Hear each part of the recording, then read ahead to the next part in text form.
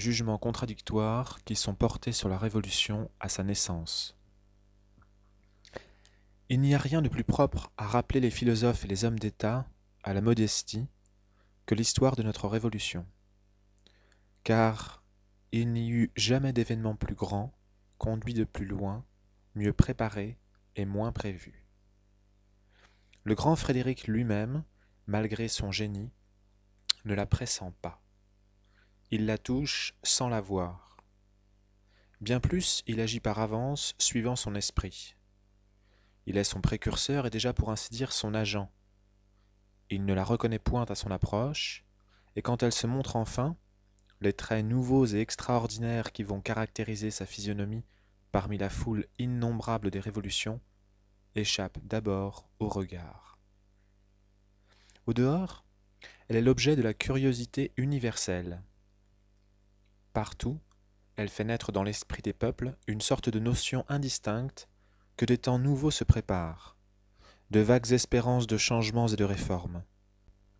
Mais personne ne soupçonne encore ce qu'elle doit être.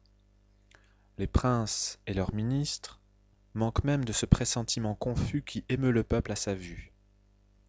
Ils ne la considèrent d'abord que comme une de ces maladies périodiques auxquelles la constitution de tous les peuples est sujette, et qui n'ont d'autre effet que d'ouvrir de nouveaux champs à la politique de leurs voisins. Si par hasard ils disent la vérité sur elle, c'est à leur insu. Les principaux souverains de l'Allemagne, réunis à Pillnitz en 1791, proclament, il est vrai, que le péril qui menace la royauté en France est commun à tous les anciens pouvoirs de l'Europe, et que tous sont menacés avec elle. Mais au fond, ils n'en croient rien. Les documents secrets du temps font connaître que ce n'était là à leurs yeux que d'habiles prétextes dont ils masquaient leurs desseins ou les coloraient aux yeux de la foule.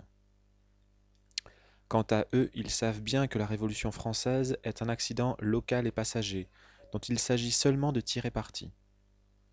Dans cette pensée, ils conçoivent des desseins, font des préparatifs, contractent des alliances secrètes.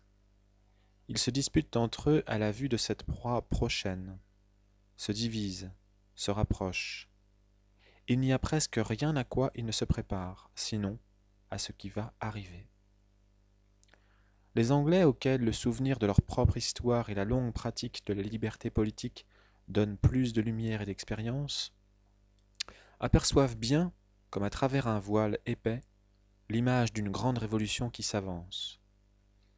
Mais ils ne peuvent distinguer sa forme et l'action qu'elle va exercer bientôt sur les destinées du monde et sur l'art propre qui leur est caché.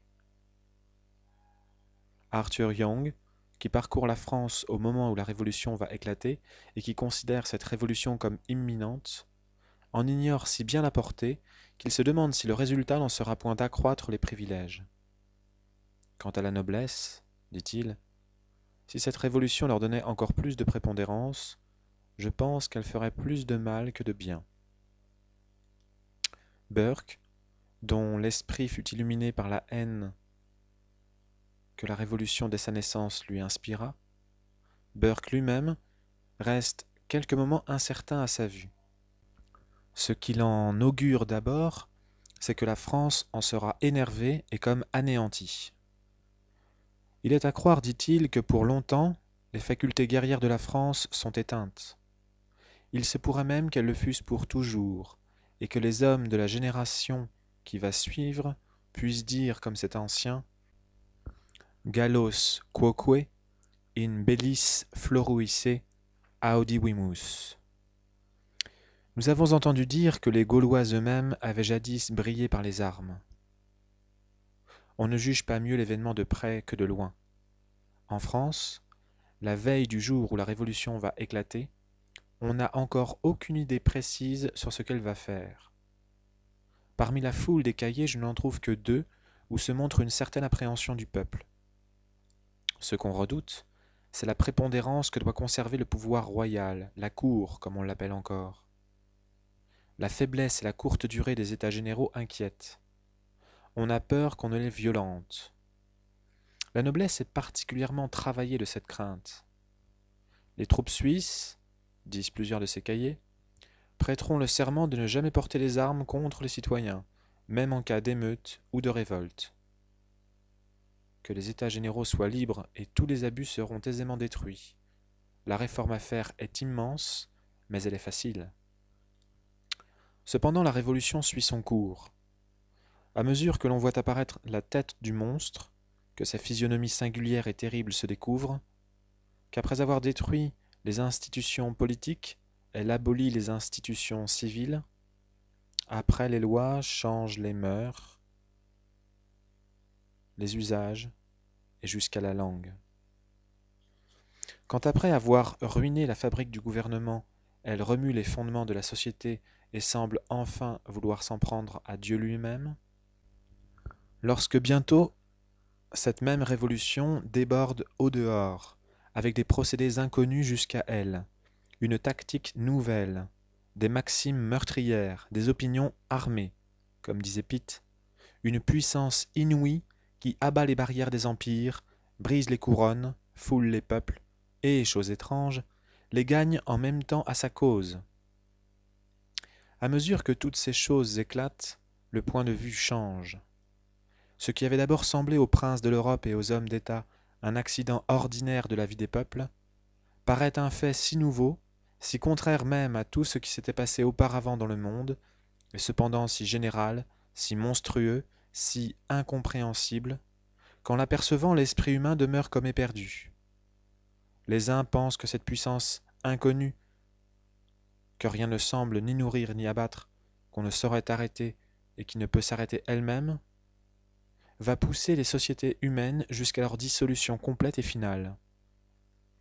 Plusieurs la considèrent comme l'action visible du démon sur la terre. La Révolution française a un caractère satanique, dit M. de Maistre, dès 1797. D'autres, au contraire, découvrent en elle un dessein bienfaisant de Dieu qui veut renouveler non seulement la face de la France, mais celle du monde, et qui va créer en quelque sorte une humanité nouvelle. On retrouve chez plusieurs des écrivains de ce temps-là quelque chose de cette épouvante religieuse qu'éprouvait Salvien à la vue des barbares.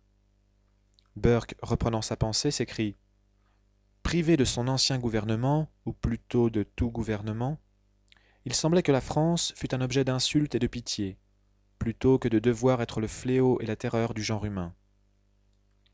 Mais du tombeau de cette monarchie assassinée est sorti un être informe, immense, plus terrible qu'aucun de ceux qui ont accablé et subjugué l'imagination des hommes.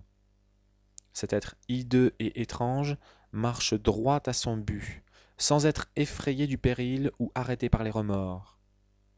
Contempteur de toutes les maximes reçues et de tous les moyens ordinaires, il terrasse ceux qui ne peuvent même pas comprendre comment il existe.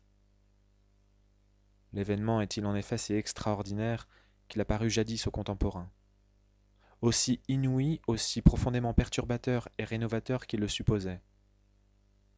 Quel fut le véritable sens? Quel a été le véritable caractère? Quels sont les effets permanents de cette révolution étrange et terrible? Qu'a-t-elle détruit précisément? Qu'a-t-elle créé? Il semble que le moment de le rechercher et de le dire est venu, et que nous soyons placés aujourd'hui à ce point précis, d'où l'on peut le mieux apercevoir et juger ce grand objet. Assez loin de la Révolution pour ne ressentir que faiblement les passions qui troublaient la vue de ceux qui l'ont faite, nous en sommes assez proches pour pouvoir entrer dans l'esprit qui l'a amené et pour le comprendre.